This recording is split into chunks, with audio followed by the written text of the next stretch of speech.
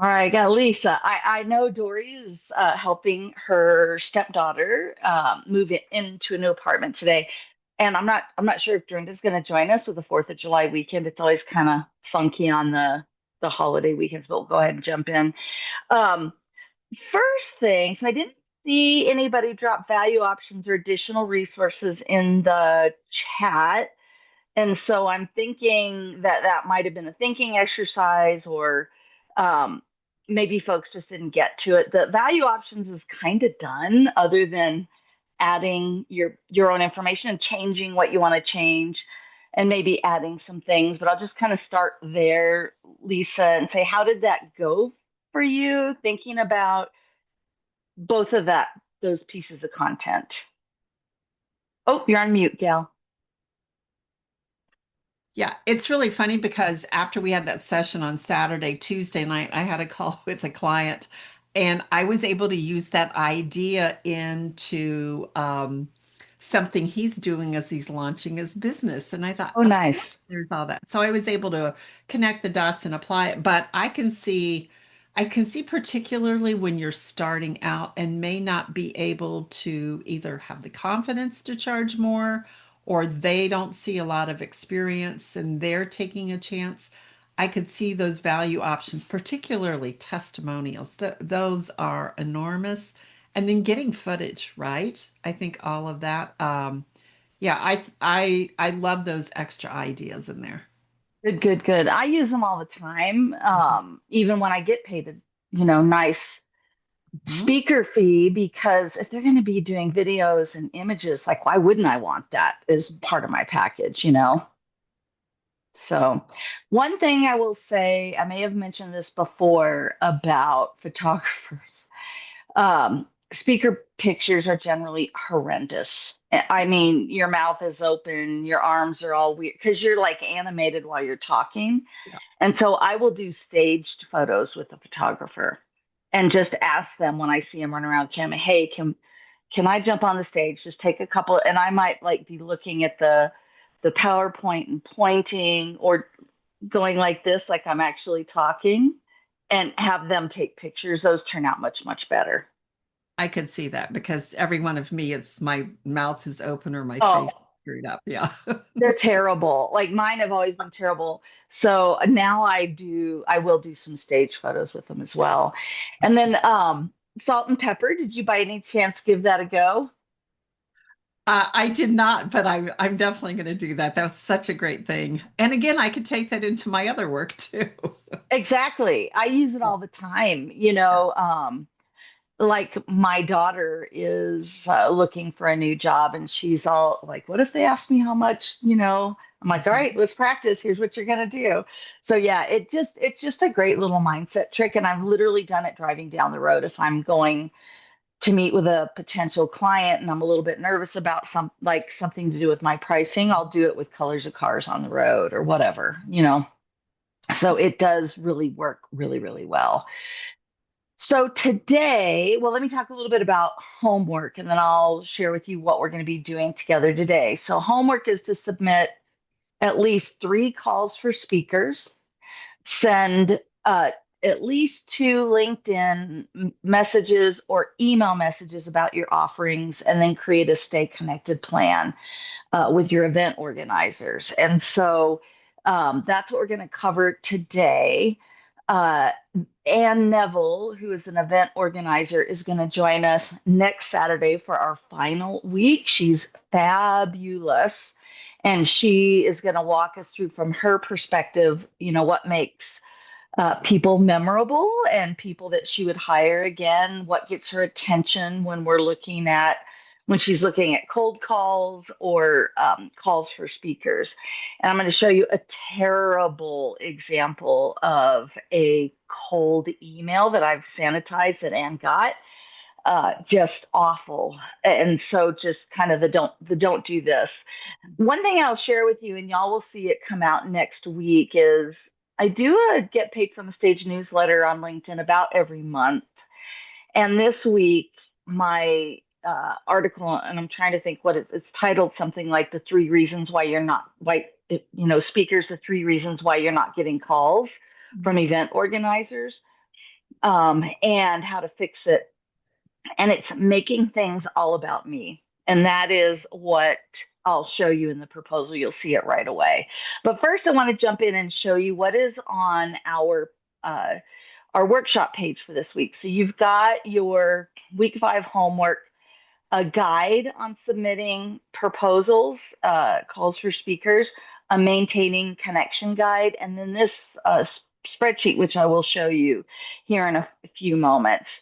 And you've got my LinkedIn email message examples. One of them's a little bit dated, and I left it on there for a reason. It was when we were getting back to speaking with COVID, but I'll explain that to you when we go through it.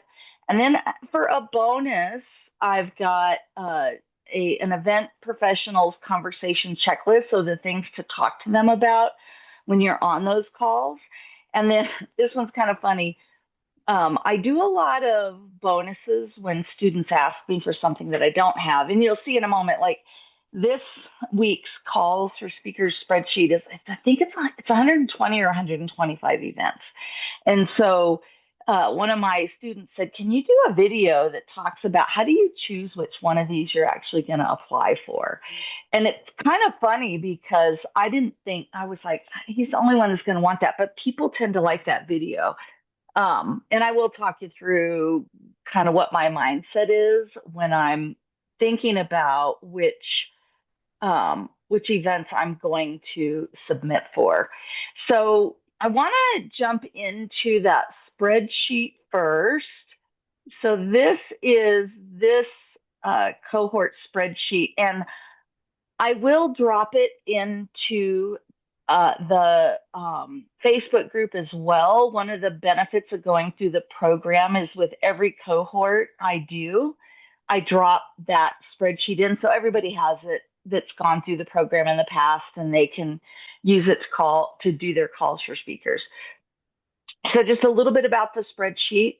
It's set up in a way that I would want it as a speaker. And I'll talk through how I choose events a little bit while I'm doing it too. It's got the event month, the dates, because I may or may not be available then, what the deadline is. These two did not have a deadline listed. I hate it when they do that, but some do. The name of the event, which sometimes gives you an idea of whether or not you might want to be part of that. And then the organization of the association that's putting it on.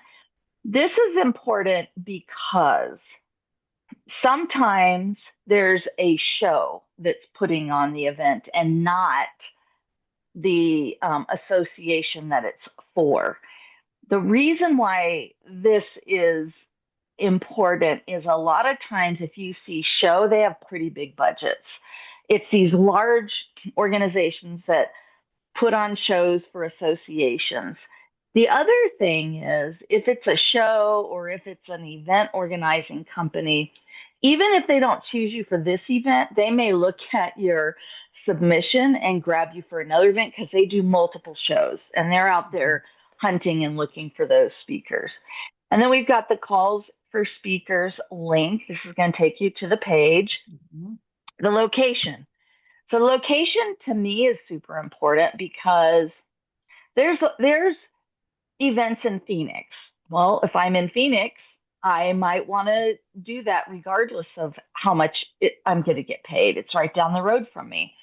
If you need footage for a speaker reel, or it is your audience 100%, you may say, you know what, if I can book that, it would be worth doing a free gig. So I like to include the location.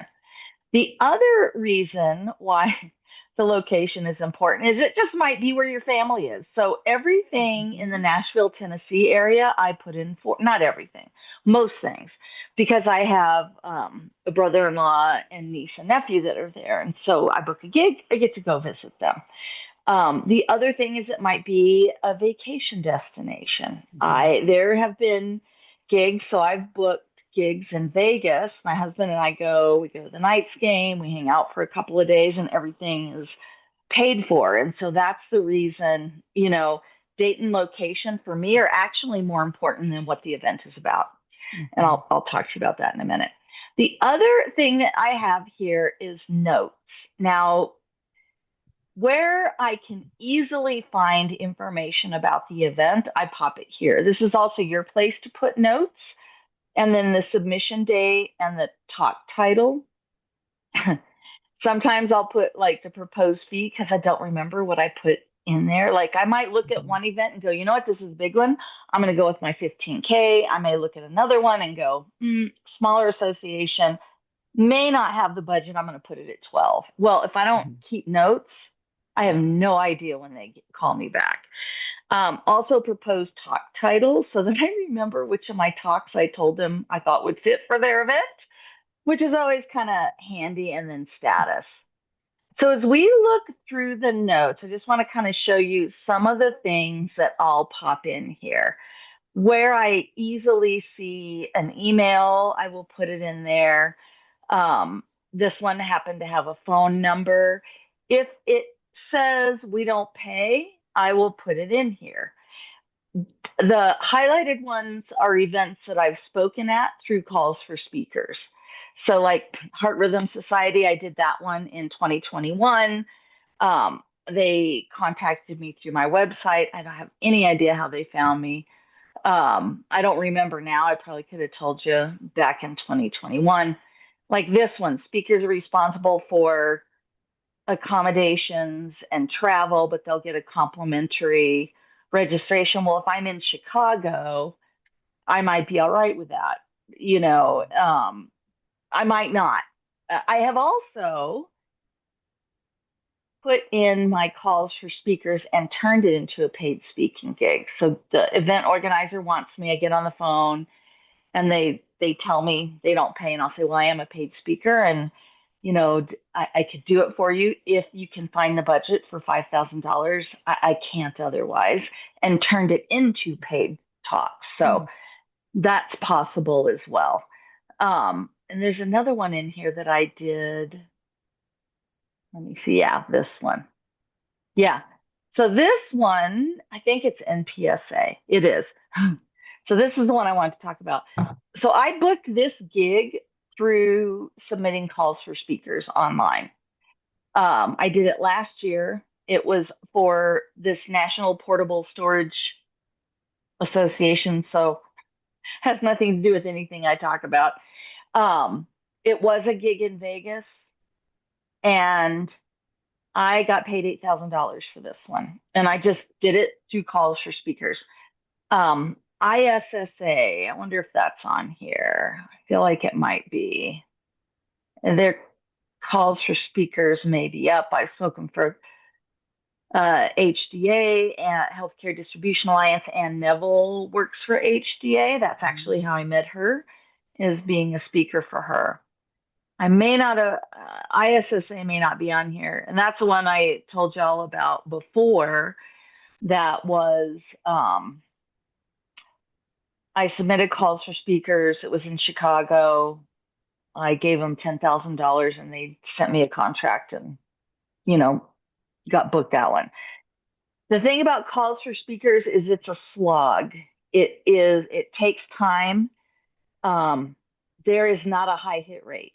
It's like 1 to 2% of the events you book, or you submit for, you're gonna get. So, I mean, you submit 100, you'll get one or two, which is feels discouraging. And I will say this, it works. It's how I uh, began my speaker journey, because we got to get on stages to get those referrals. Mhm. Also doing the free talks. Couple of things that will help you get noticed with calls for speakers. And I did this for the NPSA, which is actually, I did submit the calls for speakers, but I'm going to take you to their website. And there's some of them are like this. There's multiple gigs, multiple locations. You get on here, they are um, accepting applications all the time, and so it doesn't ever run out. So here's what I did with them. I see this info at mpsa.org. Mhm. I followed up with an email. And so I submitted the calls for speakers. Then I turned right around, and now this is my best practice. If I can find a email I will turn around and say, I just submitted a calls for speakers attached, and I always attach my speaker one sheet that does not have pricing, that Mhm. has the list of my talks. Here's my speaker one sheet. You'll find additional talks. I would love to learn how I can support your upcoming events. And they wrote me back and we got on a call. And that's how I ended up booking the NPSA. Sometimes you can find that information. Sometimes it's really difficult. I put the information here where I have it. I'm going to just randomly pull up another one. Let's see if we can find it. I'll do, let's do an obscure one. Uh, okay.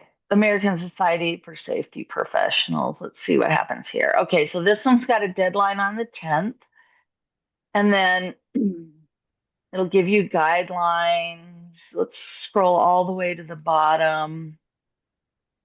Here we go. There's a customer service. There's a phone number you can call. Sometimes down here it'll say for questions about events.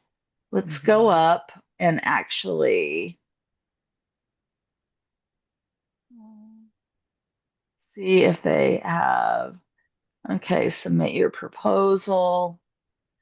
Usually it's a website where you fill it out online. Sometimes it's a Word document. This one is going to use, you have to create an account, or you sign in with your Google. Some of them make you create an account. But you want to just look around on the website, and sometimes I'll even like go to their main page and then scroll down to the bottom. Sometimes they'll have like contact us, Mhm. um, or they'll give you different options like for conference and events, use this person, etc. But that helps a ton if you just turn right around and submit that email. And so, and I've got a couple that I'm following up on because some of them will say, oh, it's not right for this conference, but you know what? We got this leadership conference coming up. And so I'll put a tickler in my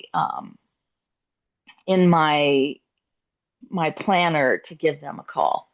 Mhm. So I'll share with you a couple other things about calls for speakers, but before I do that, Lisa, I just want to pause and see, do you have any questions? Is there a specific link you want me to pull up?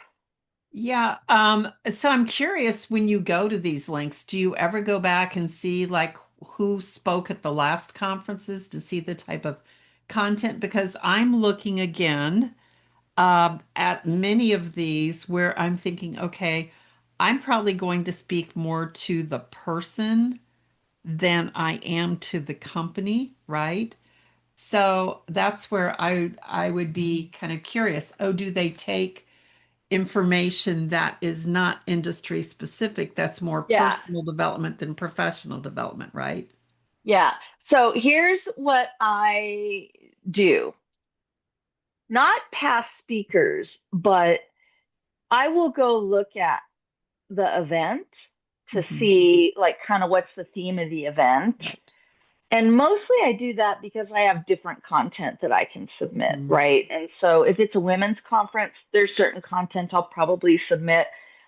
If it's a leadership conference, I'll probably submit something on change management, which is not gender specific. So I'll kind of look at that. Here is what I would say the biggest mistake speakers make, and I end up coaching people on, is your content will, you can submit it to any conference. Hmm. 90% of them have a professional development track or a leadership track Okay. or some type of a business Hmm. um, you know, track. So I would say that for main stage, well, I can't even say that. I was going to say for main stage, it might be specific. So I spoke at an AI conference and I was the keynote presenter and I talked about change leadership. So not even it wasn't specifically about AI. Um, I have had more luck submitting for calls for speakers on topics. The theme of the conference is not, I know nothing about it. My husband laughs at me. So we, and it may or may not be main stage. So the conference in Vegas was the National Portable Storage Unit Association. My husband looks at me and he goes, the hell are you going to talk to those people about? Well, it was for their women's group. And so I did one talk on critical thinking, which anybody could come Hmm. to. And then I did one talk on speaking with confidence tips for ambitious women and their allies. It's that talk that actually got me in the door. So I didn't do any main stage. I did two breakouts and I made $8,000. When the vendor booths were open, my I took my husband down there. There were trailers, there were storage units, there was a gigantic truck, and he's like, I don't get it. Like, why are you here? But the thing is, those conferences also want breakout content for professional development. Hmm. Most of the people who are submitting to those conferences are submitting within the area of expertise. Yeah. Yeah. And very few speakers are submitting for professional development. Hmm. I'll bet I might have been the only one because it's an obscure conference. Nobody's sitting at home that's a professional speaker on leadership going, I wonder if storage units would hire me. You know what I Yeah. mean? So by getting out there and just submitting, you rise right to the top because like, oh, we could use a breakout with that person. Hmm. Hmm. And so I would say your people are everywhere. And I had one of my speakers reach out to me. She wants to do more coaching for women. And she said, I'm really struggling. There's not that many conferences out there for women Hmm. because she specifically focuses on like women over 50 Hmm. or kind of that are like Yeah. in the more mature Later range. stage. Sure. Yeah, and she goes, there's not hardly any conferences out there for those women, and if they are, they're like these huge conferences, and I'm like, Julie, I just spoke at the National Portable Storage Unit Association, and there were 50-year-old women in the audience. Your Yeah. people are everywhere. Yeah. Package your talk, get it out there, and then in your additional resources, you put your coaching services. And when they come Hmm. up to talk to you afterwards, you tell them about your coaching Hmm. services. That's how you're going to book. Yeah. So I would say, you know, submit. Yeah. Submit for obscure, submit in the professional development area. Now, there's some that are like, hey, we're an AI conference and here's the lanes, and it's all AI. I don't typically submit for those. Hmm. Yeah, I think the thing is nobody is going to have you come on as a speaker if you're there to sell your coaching services. If you're Right. there to help the audience member advance in whatever it is, that's where they want you. Yeah. And then you use your additional resources Yeah. document to do back end selling or conversations or the table that you've negotiated for. Yeah. And so I would say going through the list, and you can very quickly click on the link, go to the submission, and see what are their tracks, and where can you submit. And sometimes, you may land a keynote. More than likely in the beginning, it's going to be more, I'd say, more breakout sessions or for like a women's group breakfast. I've done those as well, where they've called me and said, hey, we're having a women's group breakfast. Would you be interested in that? So sure, absolutely. And then they get to know you, and then you later get the opportunity for the bigger stage opportunities, or not for that particular association, but now you have some testimonials, you have some video footage, and you can begin to position yourself for those. Hmm. Okay. It's So good. that's kind of my thinking behind calls for speakers.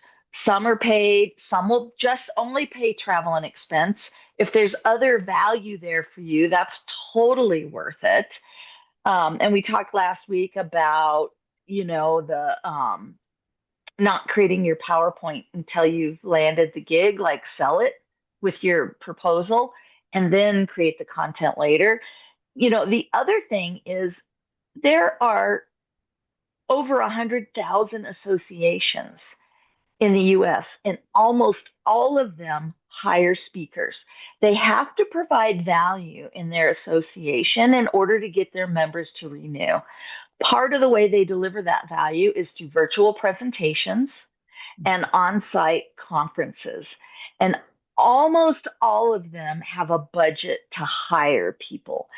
When we start thinking about who are the decision makers, they're typically directors of education, directors of events, not the meeting planner, right? It's the higher level people. And so they'll they'll put your typically your proposal in front of a panel of people. That Mhm. panel of people will decide who do they want to bring in for a conversation. The decision maker is I've never had the decision maker not in the room when we have the phone call discussion, and then just be thinking about, you know how are you going to add value, specifically on LinkedIn. So where you see directors or directors of education, directors of events posting, adding value in the comments and talking to people who are in those positions as well, and talking about your services is a great way to start. Sending those emails is a great way to get the attention of event Mhm. planners. For organizations, organizations hire speakers too. And so, like, I'm speaking at the Central Arizona Project. I've spoken at Zell here in Phoenix, done talks for them. And they're always looking for people to come in either for their events, for their women's groups, for leadership and professional education. And then we talked about the employee resource groups. Companies are interesting. It's a little bit different. The thing that's cool about associations is you've got people from multiple companies in the audience, right? Mhm. So like Healthcare Distribution Alliance is where Anne works. All the, a bunch of pharmaceutical companies are in the audience when I speak for them. When I let's see what's another. I mean, portable storage units had a bunch of different companies in the room. Had someone come up to me afterwards asking me about change management services because they're going through a big change in their organization. So that's the cool thing about associations is it's like all these companies come Mhm. together. Women in electronics, love women in electronics. I speak there every year, and now I have a bunch of people I know there, but they are, electronic supply chain all over the world come to that conference. Um, the employee resource groups, it's only the people in that company typically, and still our audience for different products and services, right? It's just a little bit different mix. So I'll kind of pause there before I share the next thing that I'm thinking about. This is one of the reasons I love this program, Carla, is because you pause and ask questions and ask, Oh, thank you. for understanding. That's really important. So you've got this very nice list. I know there are other places for us to look as well. So like how do you go about forming this list? What are some other things where we're not always having to rely on you? Where are some other ways to generate ideas? Yeah, let me show you. I actually have Google up because I'm going to show you this. So when I put this list together, this is exactly how I do it.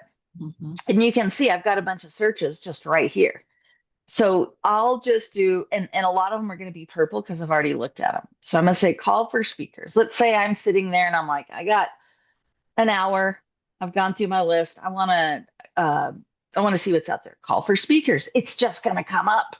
So like this is one that I is not on our list, and I can tell because it's okay, this one is now closed. But some of these, when you go through, it's going to say we're closed, but you can sign up um, for updates. I got this one through. It's really weird. I've spoken at the nonprofit partnership. I'll tell you how I got that one in a minute. But they've got a calls for speakers, and you can submit your proposal. Uh, and so this is really funny, right? Speaker benefits, complimentary conference registration, hotel accommodations if you need to. I got 7 grand for speaking there. This says you're not going to get paid, but I got paid for this one. And I'll tell you how I did it in a moment because I got it through LinkedIn. Um, but you can do searches like crazy in here. Mhm. You can add, if you want, calls for speakers for leadership conferences, you can add that. If you're like, I'm getting the same old thing, put calls for speaker leadership 2007, Mhm. 27, or 26, and that's going to narrow you down. Mhm. Most calls for speakers for big events are going to go out um, like 6 months, 8 months, a year. And so right now in July, I'm going to start looking for 2027 a lot of times. If I start to see these come up and they're expired, I'm like, okay, I got to start looking or for 2026 and then 2027. The other thing, which is so weird, so you can do call for proposals. So some people call their calls for speakers call for proposals and go through the list. Here's another one that's weird, and I don't know why they do this, but call for papers. So if I put in call for papers, I know you would think it's just going to be publications, and sometimes it is, but here's one call for papers. And let's see, they also have calls for speakers like embedded in here. And the thing I like about call for papers is a lot of, and you'll get these like, how to do it as well, but you'll get, um, you'll get conferences and you probably have less people submitting for them because you wouldn't think a call for papers would be a call for speakers, but that's a couple of ways to find it.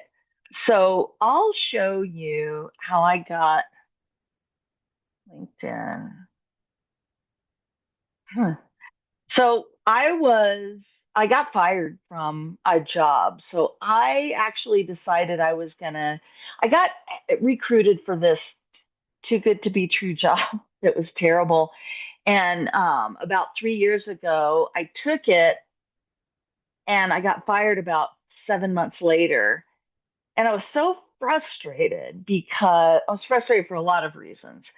But I had put my consulting like outreach and keeping clients kind of on the shelf. And then now all of a sudden I got fired. Now I don't have clients. And I was like in a bit of a panic because I'm like, okay, I have got to go now and replace that income, which I know they always say these things, but thank the good Lord that happened because I make way more money than I could have ever made there. So the Nonprofit Alliance, I want to show you. It was Shannon. Shannon. Yeah. So she's the CEO of the Nonprofit Alliance. I am connected to her. How? I do not know. I do not remember. But I was in a panic at this point in my life because I had to replace money. And so I'm like, I need to get out there and book gigs. So I wrote this generic email and I sent it to every freaking person I could find on LinkedIn that I thought might hire me. And so I sent it to CEOs, I sent it to association executives. I sent it to everybody and I customize it a little bit. I'm in the process of booking my event calendar because I don't have any freaking money coming in. And I'd love to learn how I can support your upcoming event. My speaker one sheet that highlights my signature talks. Let me know when the time's right. Would love to chat with you. And I put my one sheet. This time I did put the one that had my $15,000. So she said, my courageous conversation workshop would be perfect for their summit, but they're still kind of small, so they don't have the right budget. Give us a couple years to catch up. And I'm like, money? I will take money. So I said, totally understand the constraints of smaller organizations. I've attached a Word document that was my write up for the talk. If you're still interested, let me know. And guess what, y'all? We got on a call and I booked that thing for $7,000 and I was so happy. And it was through LinkedIn. It was cold calling. But this is what I want to say about cold DMs. Be personable, like open up nicely, focus on the value and the support that you want to give to them. Like I'd love to learn how I can support you in your any upcoming events, right? It's not about I'm so great, I do this, I do that, people love me. It's like that's the big yawner delete button. But I do not remember how I am attached to her. How did I ever get connected with her? I don't even know. Oh, here's how. Ha ha ha. So Kiki is a podcaster and she did a 1 hour workshop. I did it for free on quieting your inner critic. That's how we connected in 2020. So, oh, you're on mute there, gal. I see you have a voice note down below here too. Yes. That Aren't those the that best? oh, so it's really interesting how many people don't use that. Yes, I But do it's that. so powerful. It's so Yes. powerful. When someone will connect with me, and you can only do it on your phone, Yeah. y'all who don't know, you will go into your messages and there's a voice option. I'll say, hey, so nice to meet you. I'm so excited that we're connected. Let me know if there's anything you need, and I'll see you. I'll be seeing you over on LinkedIn or whatever. So yeah, I love, and you can also do I think you can do a video now on Mhm. on LinkedIn. Mhm. But this is how I booked that gig. And I sent over 300 uh, notes on LinkedIn. Some of them were pointed at change management, some of them were pointed at events. I started booking events, I started getting my calendar full again. The trick is I will only do about 15 or 16 a day, and then I'll skip a day Mm. or two because LinkedIn will block you as a spammer and you won't be able to get into your account for a while. Um, and I will take a canned email and then I'll adjust it, customize it a little bit. And that's how I got that gig Mm. is through and the thing too, and we've talked about this is if you go to my LinkedIn, I'm very active. So you Mhm. can tell that I'm a speaker, you can see that I'm a change management strategist. And when you start looking at my posting and my content, I don't, post every day, but I'm pretty consistent. Right now I Mhm. use scheduling, so I'm out a month of automatic content that's going to drop. And it's a mix of me, with my videos, different posts, maybe doing some repost of content that others have shared that I've loved. Mhm. Like this one, I've done that with you, Lisa, Mhm. and then commenting in the threads. But LinkedIn is a great place to sell in the DMs as long, and I only will send it to my first connections. I Mhm. have sent DMs not to first connections. I'm just really careful. There's got to be a really good reason for me to want to do that. And then I'm going to show you next the horrible example.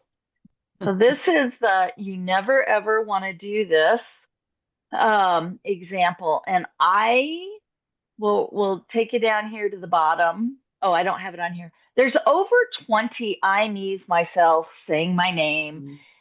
It feels very narcissistic when Mhm. you get these kind of emails. And so I'm just going to kind of walk you through, allow me to introduce myself. Well, you just got into my inbox and like took over. Here's my name. I'm successful. I'm a keynote speaker. I've helped all these people. Uh, I've worked for renowned companies. I'm going to list them for you and how much money they make. Uh, Here's what I'm passionate about. Nobody cares, by the way, what you're passionate about. I mean, they kind of do, but in reality, they want to know how are you going to deliver value? Oh, I love Mhm. this. Shaquille O'Neal and I do this together. Like little bit of name dropping there. I distill my life experience. I tell you what this guy is saying is I tell you all about me. I get on the stage and I Mhm. talk about myself for an hour. My keynotes are famous. Okay, well, I've never heard of you, so that's interesting. My lived experiences and struggles. Okay, we're now going to hear all about you every time we talk to you. Here's the respectfully. Well, so far I don't feel respected because this is ridiculous, right? I love this. Um, I'm so busy, I don't even want to talk to you, so you get to talk to my assistant, right? Like, there's nothing about this email that tells me you're focused on me at all as an event organizer. And I think we get into this rhythm of thinking we got to prove our value, and so we're going to talk about ourselves. And I'm just going to encourage everyone before you hit send, count the number of me, myself, my name, Mhm. I've, and then go back and make sure that the focus really is on adding value and supporting the person in the community. Yeah. I'm just checking out a speaker page. Yeah. It's much better than that email. That email's bad. The email's bad and it's a real one. It's one that Yeah. Ann Neville got. So here's um, what you have in your content. And these are just sample Mhm. emails. You can use them as emails, you can use them as DMs.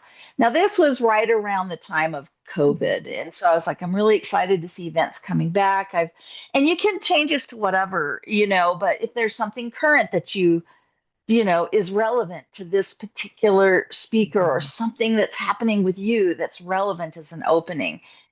And here's what has worked for me, really focusing on this. I'd love to learn how I can support events that your team is planning, right? Mm. It's about your team. I always say this, I'm dedicated to being the easiest speaker you've ever worked with, so you hear back from me promptly if you have any questions. That's kind of my calling card in a way. Mhm. And Anne always laughs because she'll say, you are the easiest speaker I've ever worked with. And it is so important. I have had event organizers say to me, oh my gosh, you were the easiest speaker I've ever had. And I'm like, that's what I want for you. That is my goal, to always be the easiest speaker you've ever worked with. Um, and then, let me know when the time is right for you. There's another one, and this is what I send when I submit the talk, right? I found the calls for speakers for this online. Love to learn how I can support you. I did change this up a little bit for NPSA and say, and I found your calls for speakers for your blah blah blah event online, and I've submitted my talk, Mhm. this one. I've also attached my one sheet that has other talks. When the time's right, let me know. Again, I'm dedicated to being the easiest speaker you ever work with. Or if I've already spoken for them, it's been quite a while since I spoke at the blah blah Mhm. blah. I'd love to learn how I can support your upcoming events because they might have forgotten about me. They hire speakers all the time. Mhm. I sent this to NPSA 2 months ago, and they wrote back and said, "Hey, we are right in the middle of the blah blah blah event. Would love to talk to you about our leadership event coming up. Would you please put a reminder on your calendar to reach out to me in Mhm. October?" Yes, I will. And Hmm. so I've already, by using this, gotten back in front of them and have a potential booking. Same thing for the Nonprofit Alliance. I sent them this email on the day that I sent NPSA, right? Like I was just like, that's Hmm. my task for the day. And I have a follow up time for them to look at uh, uh, some of their upcoming events. And then this is my kind of cold outreach. Um, I this is what I do. I've attached my speaker one sheet. And so when you click on the examples of DMs and messages, where did my here? This is what you'll get here Hmm. are these examples. Just keep it short. Like, you saw that guy's email is so freaking long.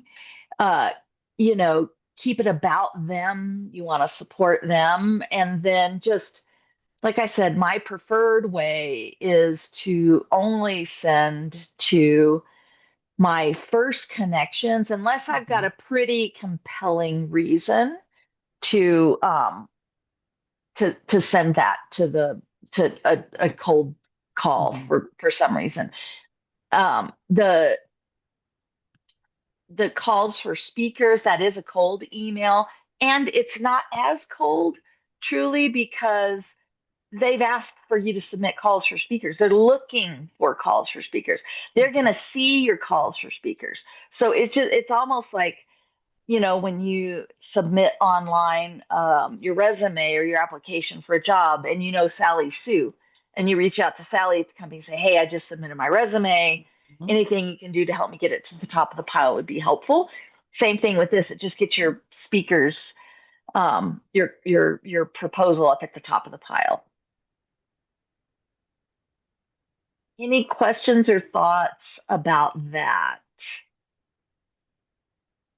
I did have one. Let me think what it was.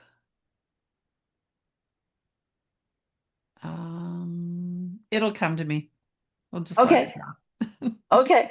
I'll just do a couple little prompts. Was it about the LinkedIn emails asking, just letting them know that, hey, this is who I am and here's my calls for speakers, or following up with event organizers? I think maybe it was a comment about how you are always so good, Carla, about how can I support you, right? Like it's never about you, it's how can I support you? Because if you think about like somebody comes in my DMs, I'm immediately waiting for you to pitch me, right? Yeah. Right? Like the wall is up. I've got my shield here. What are you going to throw at me? I do this. I do this. Versus, um, how can I support you? How can I support your team? Oh, by the way, here's this. So you're not even having to ask them. No, it's just you have such a very, like it's a very smooth way. Oh, thank you. I Oh, love that. I know what it was. I know what it was that I was going to ask. So you're going to be the easiest speaker they ever hired. Give me some examples of things that make speakers not easy. That's what I Oh, want to know. yes. Yeah. So let me close this little window. And next week, I actually have an easy to work with guide for Okay. Okay. Well, speakers. if But it's I next, will. yeah. I'll give you examples though, because that Yeah. is a great question. Delivering your content on time or before they ask for it.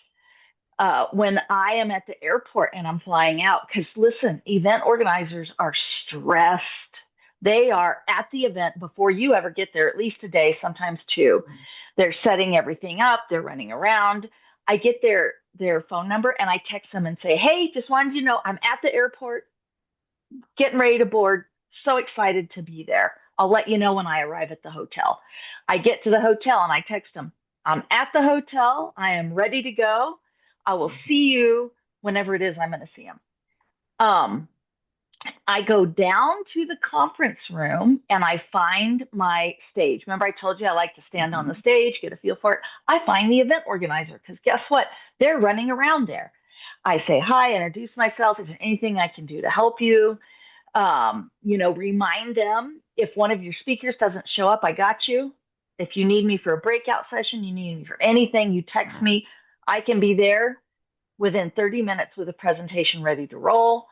Um, I I go to, and this is, let me pull up one of my little things here. In week 6, I go to everything I can. So if they have a dinner, I'm going to be there. If they have a breakfast, I'm going to talk to their people. I I'm going to answer any questions that they have. I am there to make that event organizer look good. And then I'm going to follow up right away with my invoice. I'm going to, and a lot of times I'll even send that invoice early, but anything I can do to make their life easier or to make them look good, that's what I'm going to be doing.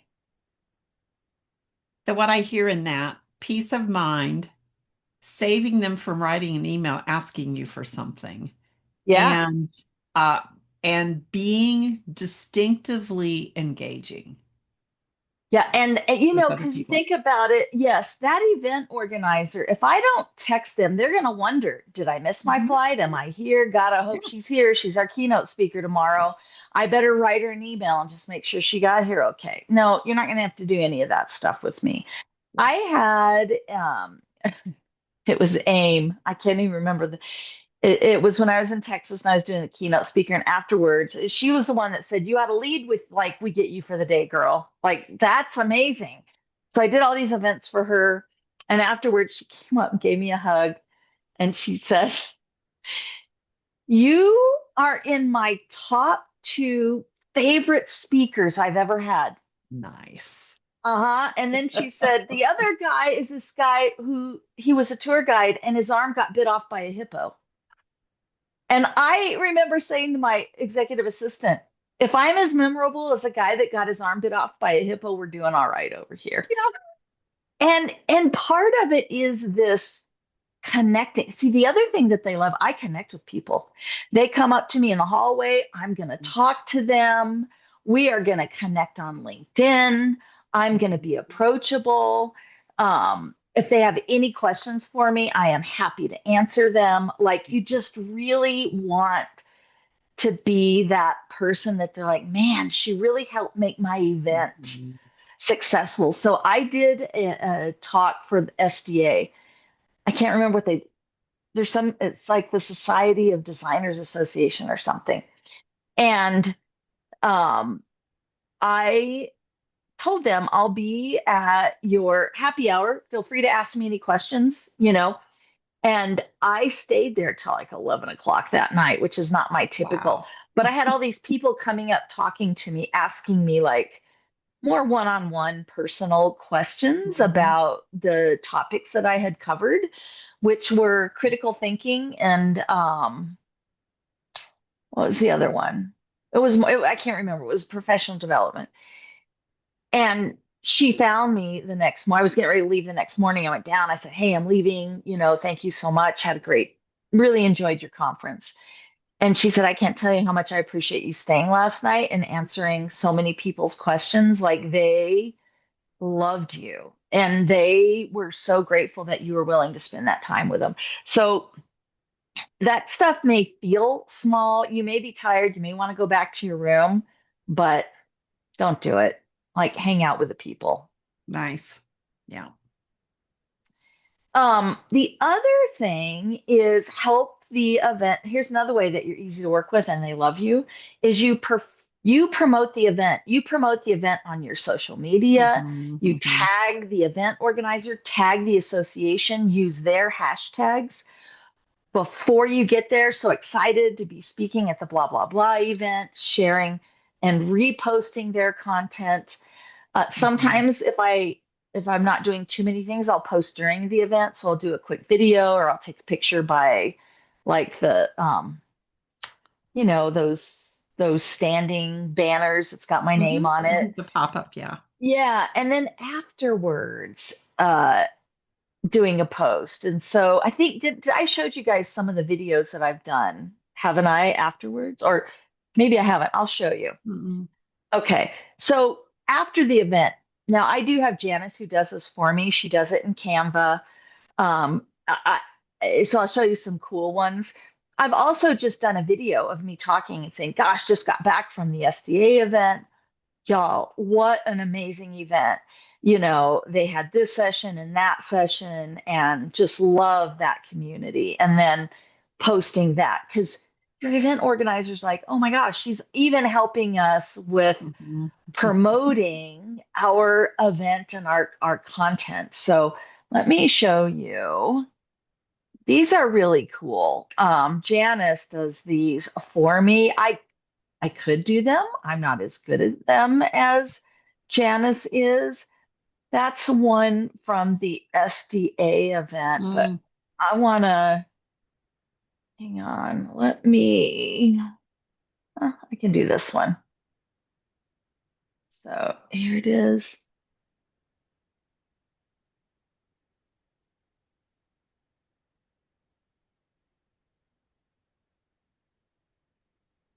Oh, cool.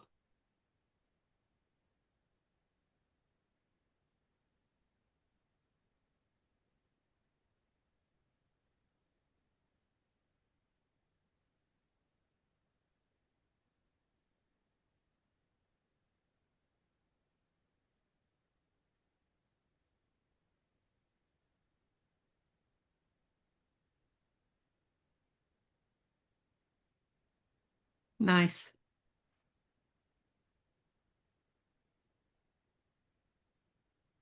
And it's not long. I have Uh-uh. another one that I love that we did, and it was for one of Anne's events. So let me see if it's here at the top. I'll be surprised if I don't have it. I also It's my like that you H. say professional speaker. Like Yeah, you lead with that. That's good. because people expect to pay professional speakers, They do. right? So then you just are one. And I've had people ask me, well, when can I say I'm a professional speaker? And Hmm. I said, look in the camera and tell me I am a professional speaker. And they're like, I am a professional speaker. I'm like, just like magic, there you are. And so you don't have to have completed so many gigs or whatever. You're a professional speaker. Hmm. Um, but yeah, so I love doing the videos. I've done them for Women in Electronics, I've done them for HDA. And I would say that is not my favorite. There's a couple others that are super cool. And it's just because I didn't get her good footage. So, like, I've taken pictures of mixers, I've taken videos of the lobby. I've and she'll go out to the website like what you saw there. She'll go out to the website and she'll find the like pictures of the area or the different places and she'll do a really cool video. Let me see. Let me look in Canva because there are several of them that she's done that are just super cool. Hang on. Here's the, oh well. I can't find them right now, but they're it, they're just fun. And then you tag, like I said, the event organizer, you tag the association. If you've met people at the venue that you have connected with on LinkedIn, you can say, so it was so great. I met all these new people. And then you tag them, and then they'll make Hmm. comments and things. And so just really thinking about, because here's the thing while you're promoting the event, you're promoting you too. Oh, yeah. People are seeing, yes, you're promoting the event. You're focused on saying it was great. You're focused on saying thank you. And other event organizers are going, oh, there's there she is speaking, or holy moly, she does that. If I have her come speak, like that's free. That's like free advertising for me. That's another Hmm. value that Hmm. you bring. And so, I just think it's super important to make sure that you're constantly serving that event organizer and helping them look good. Mhm. Yeah, that's really important. I even saw on that sheet there was like an event organizers conference. And I thought, boy, Yeah. if you got in front of them Yes. and really nail like it's double layer, right? Exactly. Yeah. Exactly. And so that's the thing is you look and you see, and that one might be worth doing for free. Like I would Mhm. do that one for free. Pay for my Mhm. travel and my Yeah. expenses and I'll come in and do that one for free. But yeah, I just think there's lots and lots of different reasons why you might want to, Mhm. do a certain event.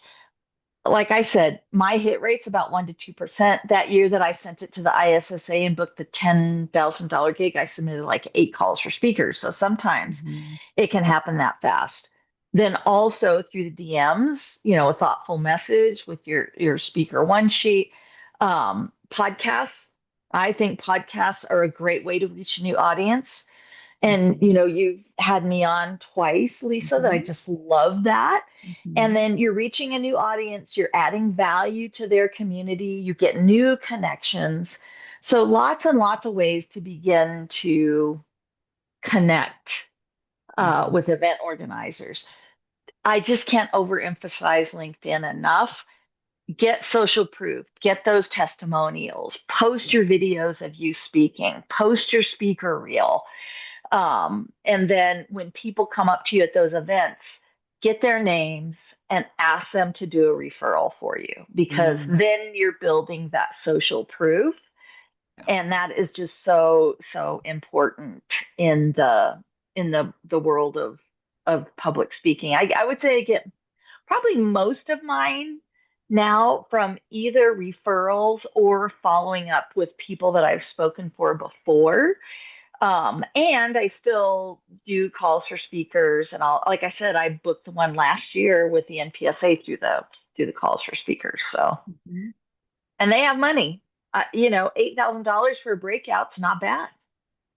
Not at all.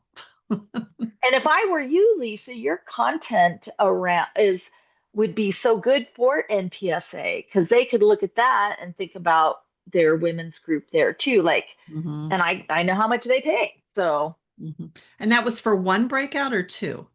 I did two for them because Yeah. remember it's a day rate. So when we Oh, got on okay. the Yeah. phone, Okay. I Yeah. said they were interested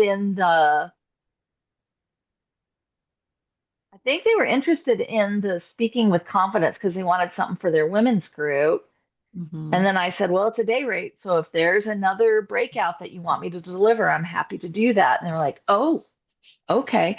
And they had the Damon Williams or whatever his name is from Shark Tank. He was their keynote speaker.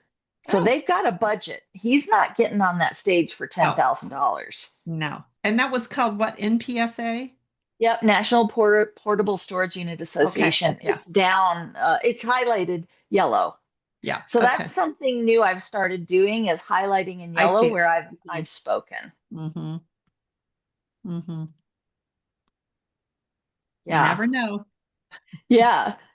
So that is really the content that I had for today. Oh, Mhm. no, there is one other thing I wanted to talk to you about. Hang on. It's my maintaining connections. And so Mhm. I also want you all to come up with a plan for maintaining connections and thinking about it strategically. I, I I think people often think, oh my gosh, I have to talk to somebody all the time to maintain a connection. And we Mhm. don't have to do that.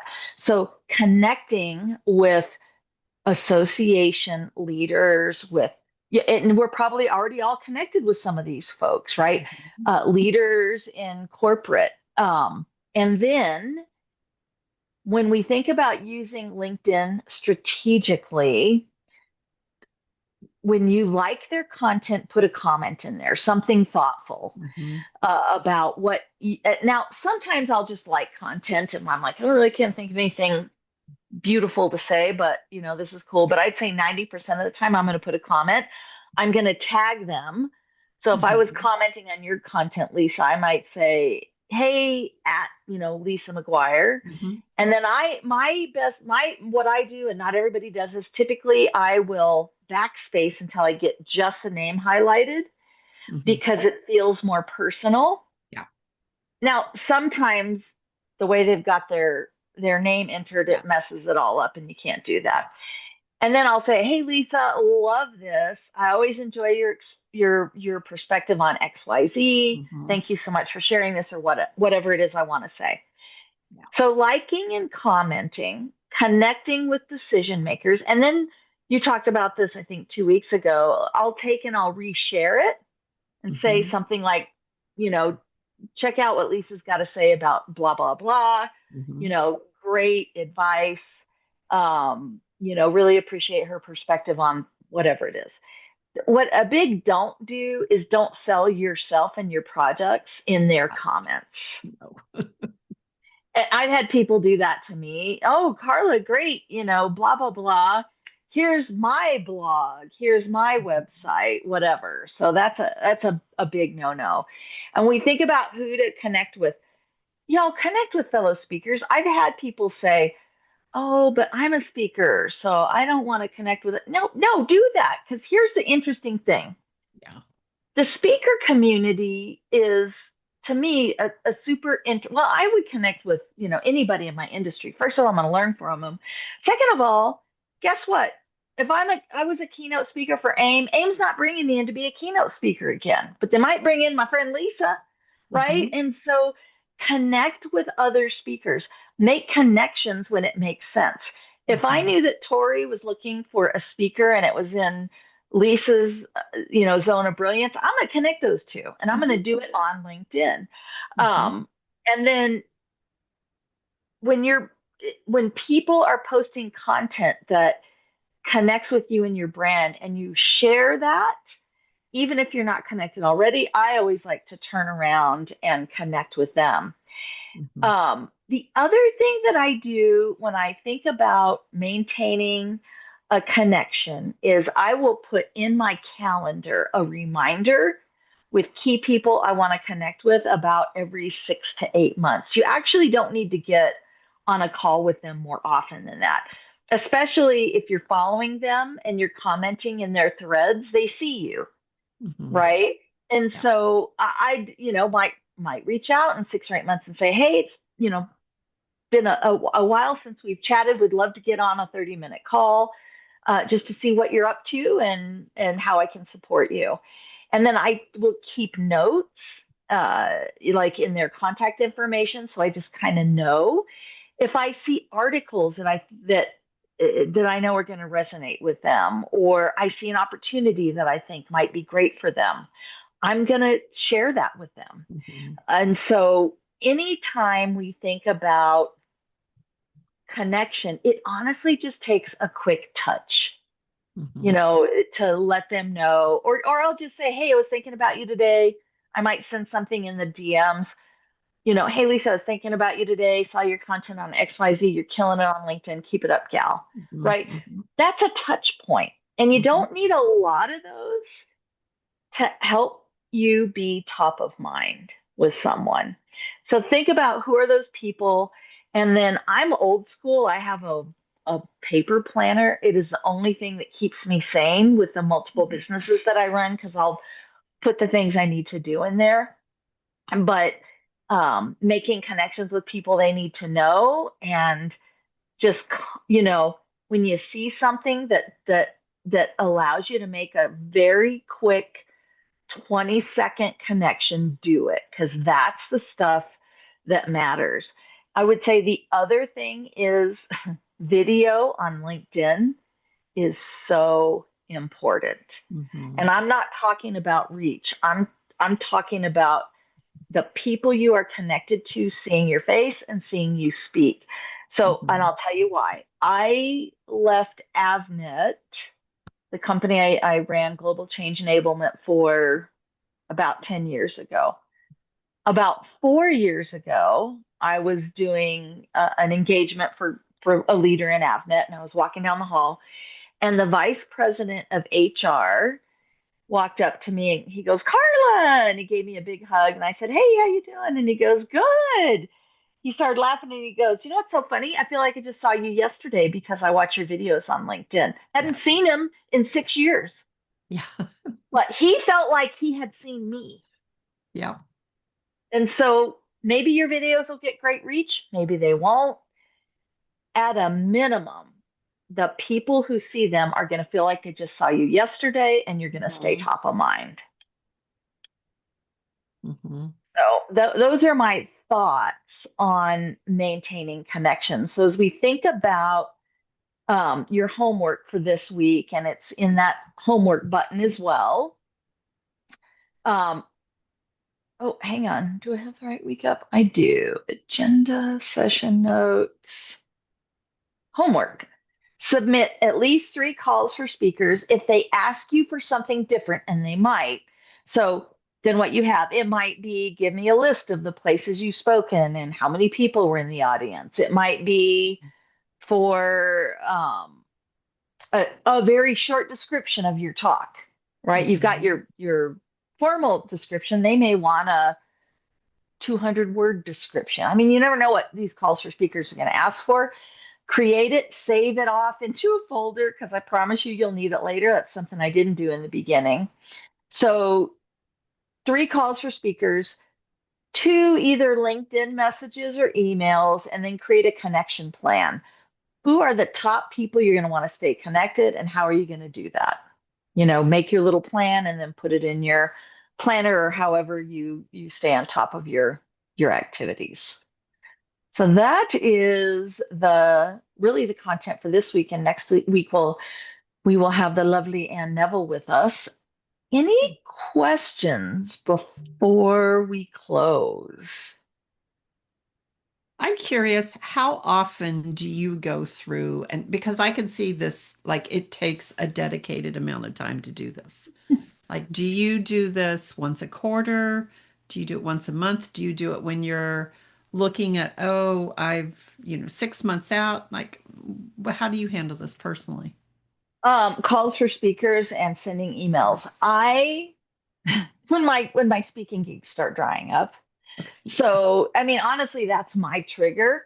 I Hmm. have an executive assistant that does some of this for me. We haven't had a Hmm. lot of luck with that. I think it's really hard for someone else to submit calls for speakers on your behalf because I know my content inside and out. And I'll kind of go, oh, I think this one will work for this company, or I'm going to tweak this description a little bit. Yeah. So it's hard. It can work. I'm just going to say it's hard. So, like right now, uh, my calendar has been pretty booked. I have an event. So, I have an event where I have to fly to in August. I have one that I have to fly to in October. October is really busy conference season, Hmm. the fall. And then, so around November, October, I will start looking for calls for speakers again because I don't have any events scheduled in 2026 yet. I do Hmm. have those 2 that want me to do outreach that I'll probably book. Hmm. And right now, but well, no, between November and February, people are booking for October, September, October of next year. Mm. And so I know that that's busy conference season, so I'm going to do that. Start doing calls for speakers. The other thing that I do, and I do have it in my calendar because they are a slog. After you do a couple of them, you'll be like, "Holy moly, this takes time." Um, I'll put time blocks.